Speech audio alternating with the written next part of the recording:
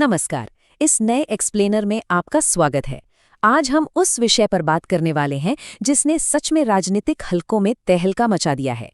हम बात कर रहे हैं 2026 के पश्चिम बंगाल चुनाव के उन चौंकाने वाले अनुमानों की, जहां एक ऐसा राजनीतिक किला जो बिल्कुल अजेय माना जाता था, वो अचानक ढहता हुआ नजर आ रहा है। देखिए, ये सिर्फ कोई आम चुनावी नतीजा नहीं है।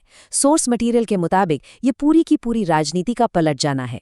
तो चलिए, बिना देरी किए इस ऐतिहासिक बदलाव को डिकोड करते हैं और समझते हैं कि आखिर ये सब कैसे हो गया। अच्छा, तो आगे बढ़ने से पहले मैं आपको बता दूं कि आज हम किन पहलुओं पर गौर करने वाले हैं। हम शुरुआत करेंगे 2026 के इस चुनावी भूकंप से। फिर हम देखेंगे कि कैसे उत्तर और दक्षिण बंगाल का भूगोल इसमें शामिल है। इसके बाद जनसांख्यिकीय बदलावों, अर्थव्यवस्था और प्रवासी मजदूरों की भूमिका पर बात करेंगे। और आखिर में देखेंगे कि आगे क्या-क्या चुनौतियां हैं।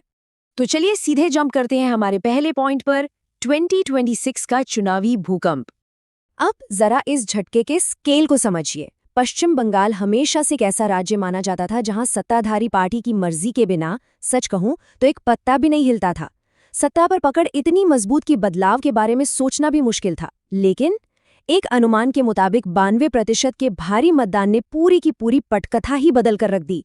जरा इस 120 के आंकड़े पर गौर कीजिए। सोर्स बताता है कि सत्ताधारी टीएमसी को 120 से ज्यादा सीटों का भारी नुकसान हो सकता है, और दूसरी तरफ बीजेपी लगभग 200 सीटों के साथ एक बहुत बड़ी छलांग लगा रही है। इतनी भारी संख्या में सीटों का स्विंग होना ये कोई नॉर्मल बात नहीं है। ये बिल्कुल एक राजनीतिक क्रांति की तरह है। और ये जो वैचारिक बदलाव है ना, वो बहुत ही गहरे स्तर पर हुआ है। चुनौतीपूर्ण पार्टी लगभग 48% वोट शेयर के एक ऐसे क्रिटिकल पॉइंट तक पहुंच गई है जो सब कुछ बदल देता है। मतलब ये सिर्फ कोई एंटी इनकम्बेंसी या सत्ता विरोधी लहर भर नहीं है। इसका सीधा सा मतलब है कि राज्य की लगभग आधी आबादी एक नई राजनीतिक सोच के साथ खड़ी हो गई है। लोगों ने सिर्फ सरकार को नहीं, बल्कि अपनी पूरी राजनीतिक दिशा को ही बदल दिया है। अब आते हैं हमारे दूसरे पहलू पर, जो है भूगोल, यानी उत्तर बनाम दक्षिण बंगाल। तो क्या ये बदलाव पूरे राज्य में एक जैसा था? बिल्कुल नहीं। उत्तर और दक्षिण बंगाल की कहानी अपने आप में बहुत कुछ बयां करती है। दोनों के अपने अलग अलग दर्द और शिकायतें थीं, लेकिन इन नतीजों में दोनों एक साथ मिलकर एक फ्रंट की तरह खड़े हुए। देखिए, एक तरफ उत्तर बंगाल है, जहां लंबे समय से लोगों में ऐतिहासिक उपेक्षा की भावना थी। वो अपने रीजनल प्राइड और विकास की मांग कर रहे थे, क्योंकि उन्हें लगता था कि सारा फोकस बस कोलकाता के आसपास ही सिमट के रह गया है। वहीं दूसरी तरफ दक्षिण बंगाल है, जो कभी सत्ताधारी पार्टी का सबसे वफादार गढ़ हुआ करता था। वहां के ग्रामीण और शहरी दोनों ही इलाकों में सिंडिकेट राज, जबरन वसूली और रोजमर्रा के भ्रष्टाचार के खिलाफ एक भयंकर गुस्सा था। और इन्हीं अलग अलग कारणों ने मिलकर इस एक बड़े नतीजे को जन्म दिया। लेकिन क्या ये पूरी कहानी सिर्फ भूगोल तक सीमित है, या फिर इसके पीछे कोई बड़े जनसांख्यिकीय बदलाव भी हैं? चलिए तीसरे हिस्से में इसे समझते हैं। अब देखिए, यहाँ जो सबसे दिलचस्प बात निकल कर आती है वो ये है कि कैसे चार ऐसे वोटिंग ब्लॉक्स, जिन्हें कभी कोई हिला नहीं सकता था, उन्होंने पूरी तरह से अपना मन बदल लिया। महिलाएं, जो एक बेहद मजबूत वोट बैंक थीं, उन्होंने इस बार वित्तीय योजनाओं से कहीं ज्यादा अपनी सुरक्षा को चुना। मुस्लिम वोटर्स ने अपनी पारंपरिक पहचान की राजनीति से आगे बढ़कर रोजगार और आधुनिक शिक्षा पर फोकस किया। वहीं शिक्षित वर्ग ने संस्थागत भ्रष्टाचार को सिरे से नकार दिया, और मतुआ तथा ओबीसी समुदायों ने अपने हक और सम्मान के लिए वोट डाला। सच कहूं तो यही इस पूरे चुनाव का सबसे बड़ा टर्निंग पॉइंट था। आपने अक्सर बंगाल की राजनीति में भद्रलोक शब्द सुना होगा, राइट? इसका मतलब है बंगाल का वो शिक्षित, जागरूक मिडिल क्लास जिसमें डॉक्टर, इंजीनियर और प्रोफेसर्स आते हैं। यही वो वर्ग है जो अक्सर राज्य की राजनीतिक हवा का रुख तय करता है।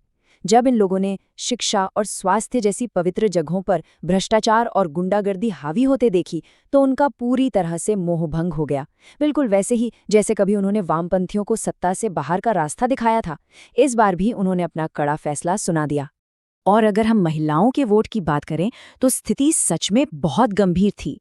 लक्की भंडार जैसी बड़ी बड़ी वित्तीय योजनाएं होने के बावजूद सोर्स का विश्लेषण बिल्कुल साफ दिखाता है कि संदेश खाली और आरजी कर अस्पताल जैसी खौफनाक घटनाओं ने महिला मतदाताओं के भरोसे को तार तार कर दिया।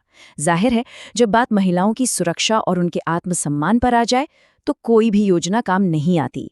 असुरक्षा की इसी भावना ने इस अजेय माने जाने वाले वोट बैंक को जड़ से खिसका दिया।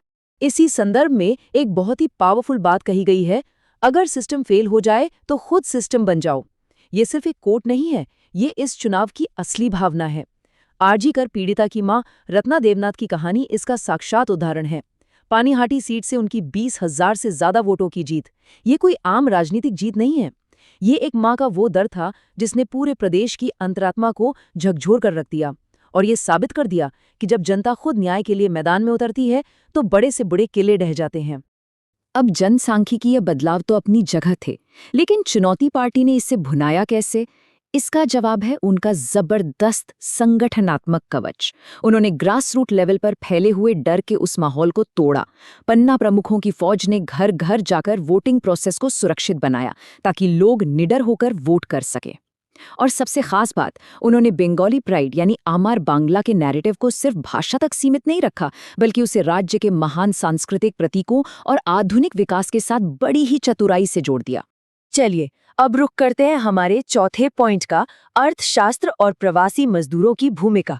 राजनीति और पहचान के मुद्दों से थोड़ा हटकर देखें तो इकोनॉमिक्स यानी अर्थशास्त्र इस पूरे बदलाव के केंद्र में था। विश्लेषण के मुताबिक खाली पेट और बेरोजगारी ने इस चुनाव में बहुत बड़ा रोल प्ले किया है, और सच में ये एक बहुत बड़ी ऐतिहासिक विडंबना है। जरा सोचिए, 34 साल के वामपंथी शासन में कम से कम कारखाने और उद्योग तो थे।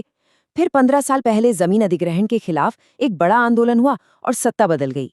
लेकिन आज नतीजा क्या है? आज युवाओं को रोजगार के लिए मजबूरन अपना राज्य छोड़कर बाहर पलायन करना पड़ रहा है।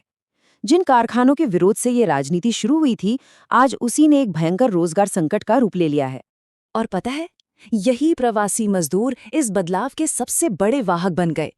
उनके लिए बाहर और अंदर की दुनिया का फर्क एकदम शीशे की तरह साफ था।